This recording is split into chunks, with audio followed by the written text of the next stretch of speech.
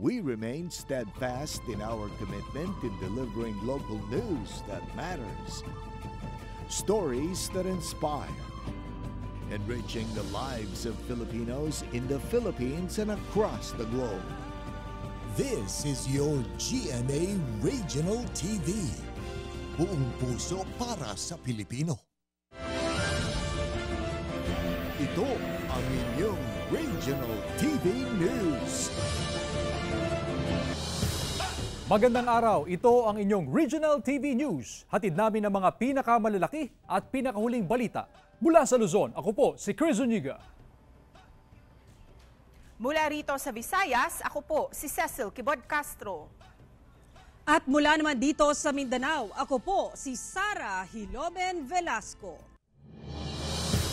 Ilang residente sa isang barangay sa Narvacan, Ilocos Sur hindi makatulog dahil sa patuloy na pagguho ng lupa sa ilog. Nakatutok live si Ivy Hernando ng GMA Regional TV 1 North Central Luzon. Ivy? Chris, hindi pa man nakababangon mula sa bagyong Egay, sinalanta na naman ang mga residente ng Narvacan, Ilocos Sur sa pagdaan ng bagyong Goring. Halos hindi takot ang mga residente sa barangay San Pedro, Narvacan dahil sa patuloy na pagguho ng lupa sa ilog. Kanilang kwento, dating batis ang ilog na makipot at halos natutuyo kapag tag-init. Pero sa pagbabago ng panahon at pagdaan ng malalakas na bagyo, isa na itong malawak na ilog at di kalayuan ay kita na ang bukana nito. Dala ng malakas na ragasan ng ilog, gumuho ang lupa, kasama ang kalsada at 3 bahay. Pero sa pagsusuri ng LGU, 11 bahay pa ang pinangangambahang bumigay sa tabi ng ilog. Masakit mang lisanin para kina Tatay Rogelio ang bahay na kanilang ipinundar ng ilang taon. Kinailangan na nilang lumikas. Halos nabuhat na nila ang lahat ng gamit. Karamihan sa kanila nakituloy na sa kanilang mga kaanak. Chris, panawagan ng mga residente na sana'y matulungan silang makahanap ng malilipatan at pinansyal na tulong para sa muling pagtatayo ng kanilang mga bahay. Ayon sa DSWD kanina, pinag-aaralan na ang pagdedeklara ng state of calamity sa bayan. Chris? Maraming salamat, Ivy Hernando ng GMA Regional TV 1 North Central Luzon. Gumuho ang kalsada sa Benguet dahil sa pag-ulag-dala ng habagat na pinalakas pa ng bagyong Goring. Tutukan sa report ni Russell Simorio ng GMA Regional TV 1 North Central Luzon. Bumigay ang bahagi ng kalsadang ito sa barangay Basyoy, Kabayan, Benguet dahil sa landslide bunsod ng walang tigil na pag-ulan. Apektado ang ilang residente at motorista. Ayon sa MDRRMO, lumambot ang lupa dahil na rin sa malaking volume ng tubig mula bundok. Hindi kaya yung volume ng tubig, tumaan dun sa mismo sa kalsada, tapos tinangay na yung lupa. Sa Botolan, Zambales, bumigay ang ilang bahagi ng Carael Bridge kaya pansamantalang isinara sa mga motorista. Mahina na raw ang pundasyon ng tulay. May detour po kasi yan yung Carael Bridge sa baba, yung malalaking sasakyan, dump truck. Doon sila dapat dadaan. Ay siya, doon doon sa taas. Kaya bumigay. 1.4 meters na taas ng high tide ang sumalubong sa mga motorista sa ilang kalsada sa Dagupan City. Pahirapan ang pagdaan ng light vehicles. Nagka-traffic din dahil sa kabi-kabilaang road construction. Ang ilang Dagupenyo walang magawa kundi lumusong sa baha. Baha po kasi sa gilid kaya bit ko na lang po yung sapatos ko para hindi po mabasa. Tumaas po yung tubig talaga. Halos umabot na po dito eh. Umagos pa yung mga dumi dito. Winalisan ko pa nga eh. Siguro mga madaling araw doon po yung kataasan ng baha. Sa Binmalay, Pangasinan, sinulit ng mga bisita ang paliligo sa dagat ngayong long holiday weekend. Sa kabila ng mataas na alon, nakadaong ang mga bangka dahil hindi pinayagang pumalaot ang mga mangingisda. Ayon sa PDRRMO, binabantayan ng mga bayan ng Binmalay, Mangaldan, Calasiao, Santa Barbara, Lingayen, mga Tarlac at Dagupan City sa posibleng pagbaha dahil sa epekto ng bagyong Goring. Inaasahan kasing tataas ang antas ng mga river system gaya ng Sinukalan River. Minomonitor po natin yung mga karatig bayan at saka karatig probinsya, mga kapitbahay po natin. So, depende na rin po kung sa gaano kalakas yung ulan na ibubuhos po niya sa upland dito po sa may parteng Benguet. Nakahanda ang mga rescue equipment at vehicles sakaling kailanganin. Handa rin ang mga evacuation center sakaling may kailangang ilikas.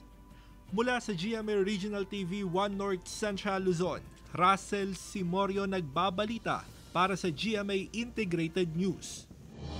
Pinakahuling sitwasyon sa Cagayan kaugnay sa Bagyong Goring. Alamin natin sa live report ni Jasmine Gabriel Galban ng GMA Regional TV 1 North Central Luzon. Jasmine.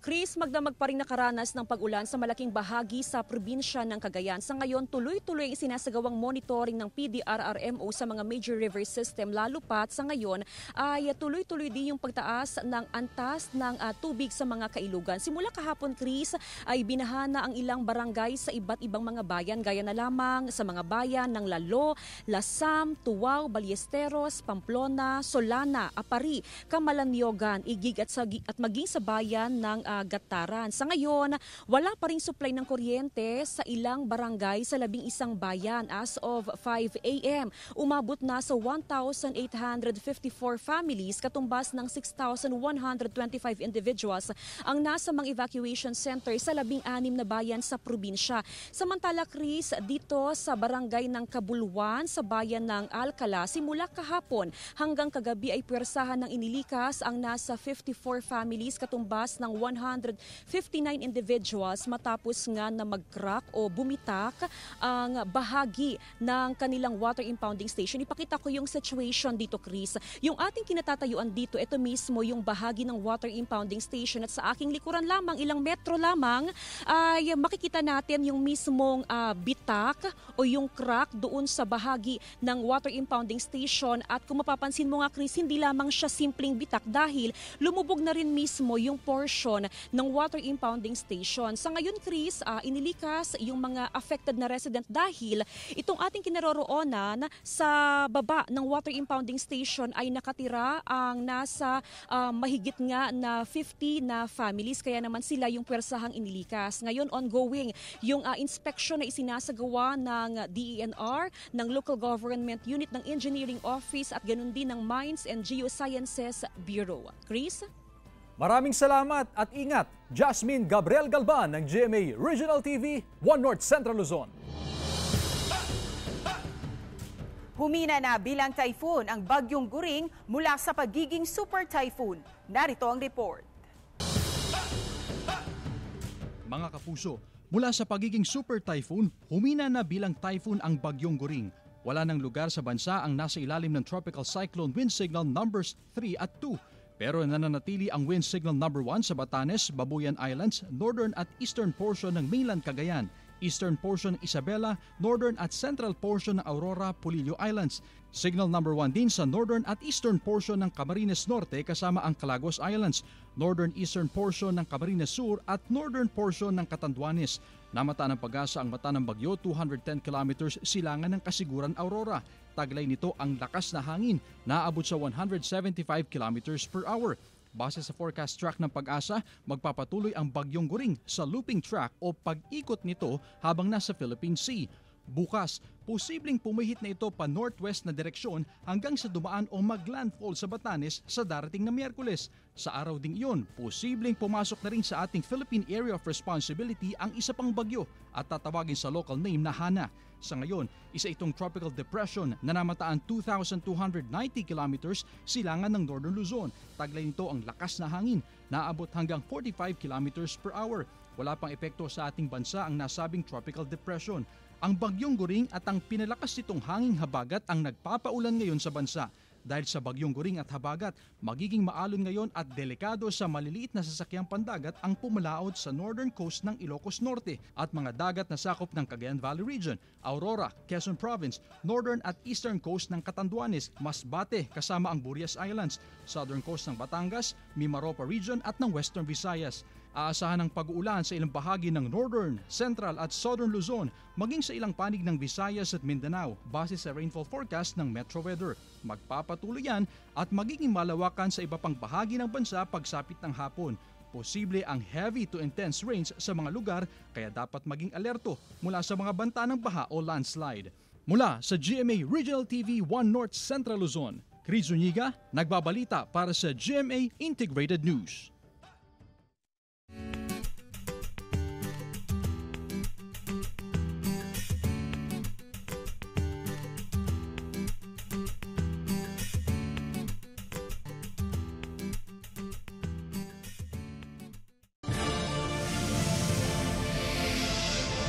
Ito ang inyong Regional TV News.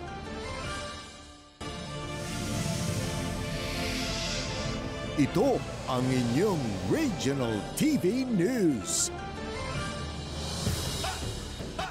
Nakapagtala ng mga insidente ng landslide, nakararanas din ng malalakas na pag-ulan ang ilang bahagi ng Hilaga at Gitnang Luzon.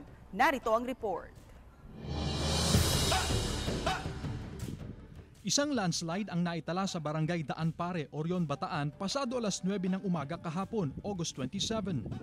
Ayon sa inisyal na ulat mula sa Orion Municipal Police Station, gumuho ang pader ng ginagawang subdivision sa lugar dahil sa walang tigil na pag-ulan. Initial investigation po, kung pong mga tubig mula po dun sa bundok, ito po ay bumaba at na-trap po ito sa pader po nung meron po kasi ginagawang subdivision po dun sa lugar.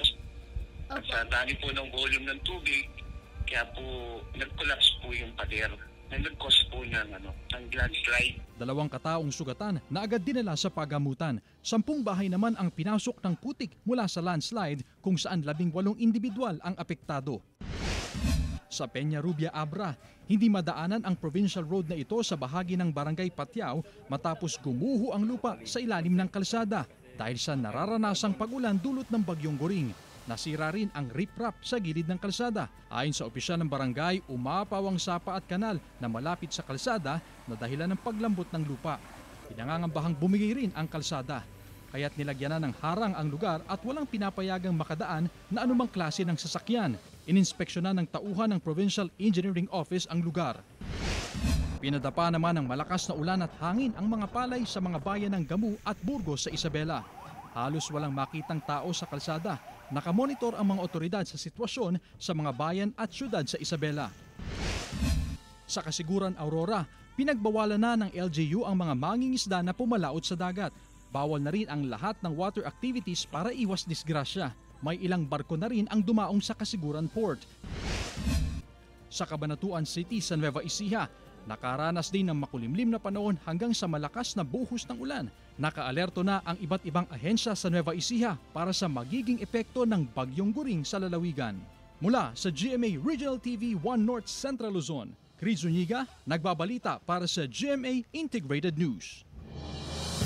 Nagsimula na ngayong araw ang filing ng COC para sa barangay and SK elections. Ang detalye sa live report ni Paul Hernandez ng GMA Regional TV, Balitang Southern Tagalog.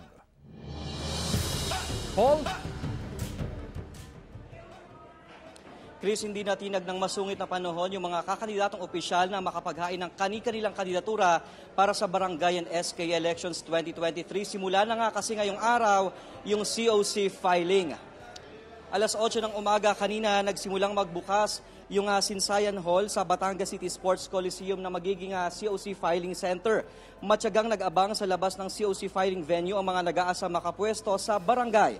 9 na election assistant ang umaalalay at tumatanggap ng COC form mula sa mga kakandidato. May augmentation force din na nasa 3 kawani ng LGU. Nauna nang sinabi ng COMELEC Batangas City na bawal ang magsama ng kompanyo ng kakandidato sa loob ng venue maliban na lamang kung senior citizen, buntis at PWD. Epektibo na rin ngayong araw ang gun ban na magtatagal hanggang November 29. Sa Camarines Sur naman, maaga pa lang ay nakahanda na ang mga tanggapan ng COMELEC sa Naga City at iba pang bayan sa lalawigan. Maaga ring na-deploy ang mga police personnel ng Naga City Police Office at Camarines Sur PPO sa labas ng mga tanggapan ng COMELEC at ilan pang lugar para matiyak ang seguridad at kapayapaan sa unang araw ng paghahain ng Certificate of Candidacy.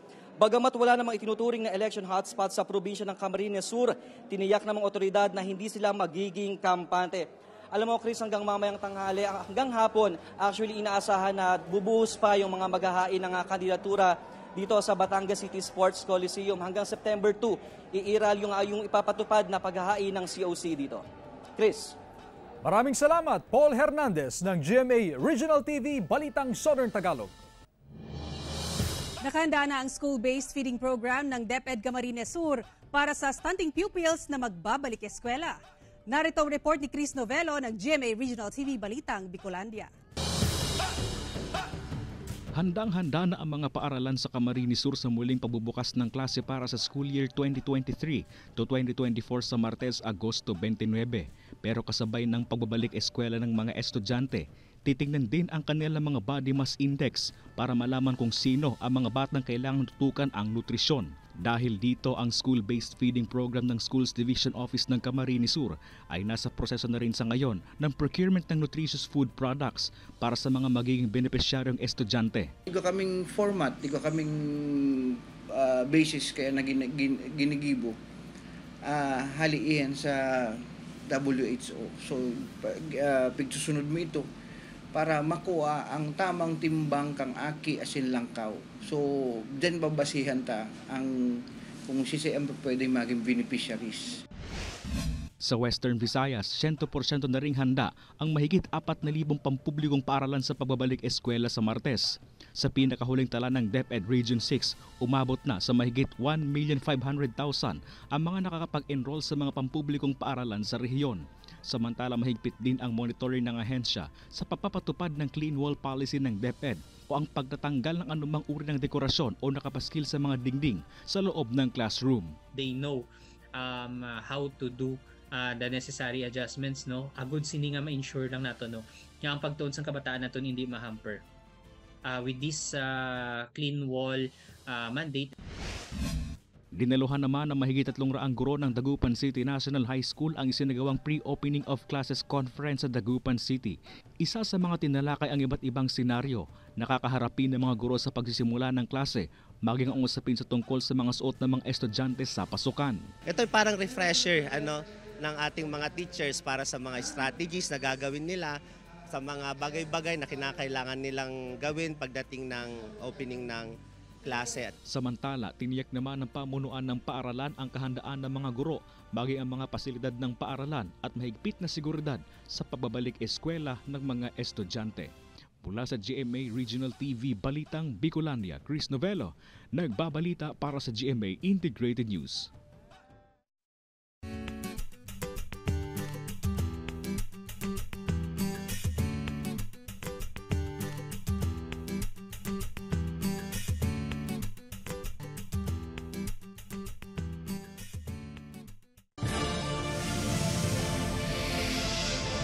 Ito ang inyong Regional TV News.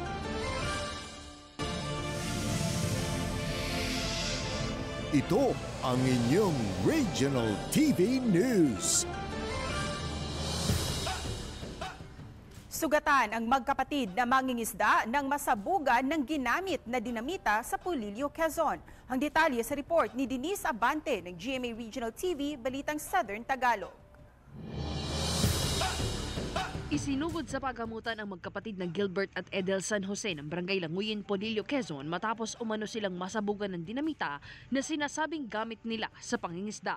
Ayon sa pulisya, hindi raw agad na ihagis ni Gilbert sa dagat ang hawak na improvised dynamite nang sindihan ito. Di umano, may nakita silang isdang puputukan sana nila ng dynamite nirandala. Saktong nasindihan, saktong nawala yung isda, di inabot sila sa kamay, nag-aalanganing ihagis. Sa report, sugat sa kamay at mukha ang tinamo ni Gilbert habang ang kapatid na si Edel nasugatan sa kamay. Mahigpit na ipinagbabawal ng otoridad ang dynamite fishing.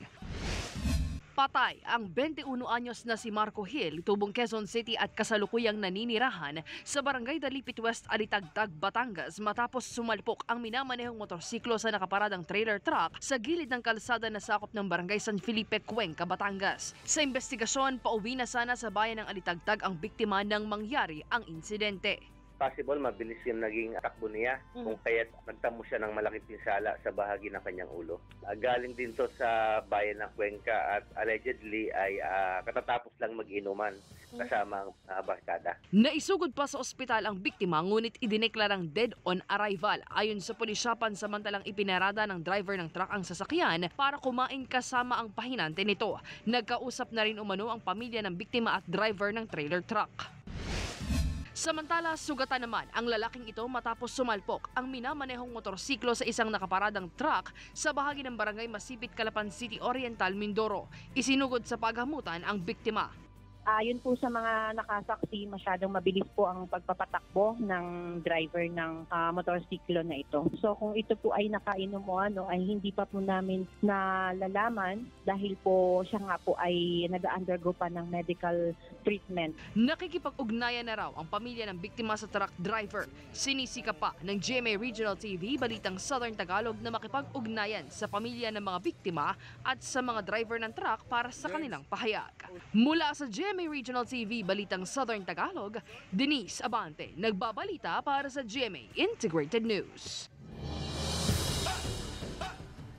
Mga motorista apektado sa nangyaring rido na umabot sa mahigit 4 na oras sa Balabagan, Lanao del Sur. Narito ang report ni Abby Caballero ng GMA Regional TV 1 Mindanao. Ito ang nangyaring kaguluhan sa Barangay Lalabuan ng Balabagan, Lanao del Sur noong Huwebes. Nabulabog ang mga residente sa mga putok ng baril na nagsimula alas 7 ng umaga hanggang alas 3 ng hapon. Makikita din itong mga sasakyang nakapila na stranded dahil hindi mo na pinadaanan ang lugar. Ayon sa otoridad, rido ang naturang insidente na kinasasangkutan ng pamilya Ayaon na miyembro umano ng MILF at pamilya Sadon. Mabilis po ang parang tinitingnan natin ang gulo na matagal lang idwaan. Itada na po ang sakaran. Hindi natin ma-determine pa ngayon kung ano talaga yung specific na talagang root cause na itong away. Sa 1993 po ito. Sa inisyal na tala ng kapulisan, 7 ang sugatan sa insidente. Inaalam pa kung kaninong pamilya napapabilang ang mga sugatan. Pinag-uusapan na rin umano ng pulisya at lokal na pamahalaan ang posibleng mga paraan upang matuldukan na ang away ng naturang mga pamilya. Samantala, pwede nang madaanan ang naturang lugar at may mga nakadeploy na rin doon na security forces. Mula sa GMA Regional TV 1 Mindanao, Abby Caballero, nagbabalita para sa GMA Integrated News. Samantala, ilang turista pinasyal ang kanilang mga anak sa mga tourist spots sa Ilocos Norte bago ang pasukan. Tunghayan sa report ni Gab De Luna ng GMA Regional TV 1 North Central Luzon. Ilang araw bago ang pasukan, sinulit ng mga turista ang pagbisita sa pamosong sand dunes sa Poway, Ilocos Norte upang mag-unwind. Ang estudyanteng si Sofia, galing pa raw sa Maynila kasama ang kanyang pamilya, manghang-mangha sa mga magagandang tanawin sa Ilocos Norte. Masayang sumubok sa 4x4, ATV at sandboarding experience ang mga turista na pawang mga estudyante rin. Masaya po. Kung malapit na po yung pasukan, sinusulit lang po yung bakasyon po namin ganun. Kitang-kita ang saya sa mga namamasyal dahil nakatatanggal daw ng stress ang mga aktibidad. So far naman po, enjoy naman po. Sobrang calming po ng vibe dito, hindi katulad sa Manila na puro pollution na. Nakakapag-unwind kami dito, relax. Malaking tulong naman daw ito sa hanap buhay ng mga Pawayenyo dahil nadidiskubre ng muli ng mga turista ang kanilang bayan matapos ang matinding epekto ng pandemya. Dumadami yung turista na pumupunta dito, lalo na mga estudyante, sinusulit ang vacation. Mula sa GMA Regional TV 1 North Central Luzon, Gab De Luna, nagbabalita para sa GMA Integrated News. Kambal sa Lipa City na parehong nagtapos bilang magna cum laude, kilalanin sa report ni Denise Abante ng GMA Regional TV Balitang Southern Tagalog. Ang makapagpaaral at makapagpatapos ng anak sa kolehiyo ang isa raw sa pinakamasarap na regalong matatanggap ng isang magulang. Ito na raw kasi ang katuparan ng kanilang sakripisyo para sa pamilya. Para sa mag-asawang Ivy at Zaldi, wala raw mapagsidlan ang kanilang galak dahil ang mga anak na kambal na sina Royce at Rainier, kapwa nagtapos bilang magna cum laude.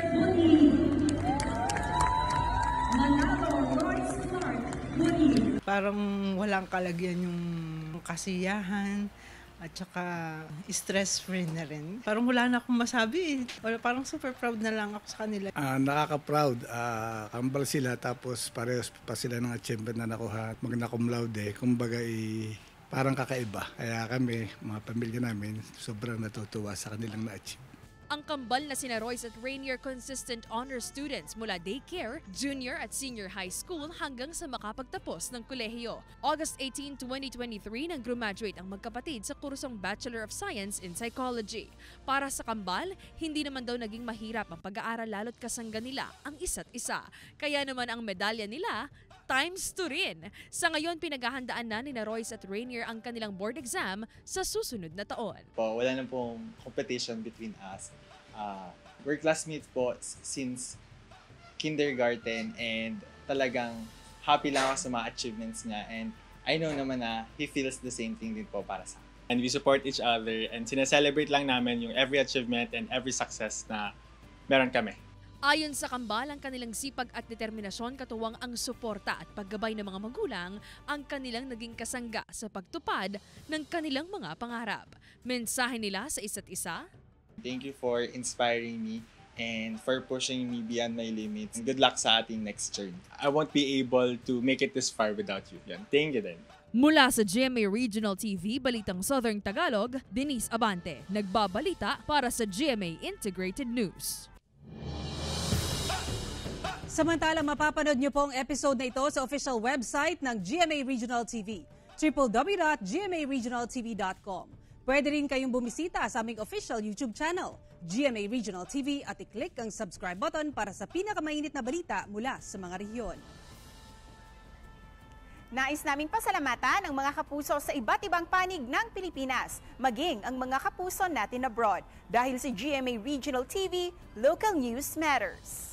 Kami ang Regional TV News, buong puwersa para sa mas malaking misyon at mas malawak na paglilingkod sa bayan.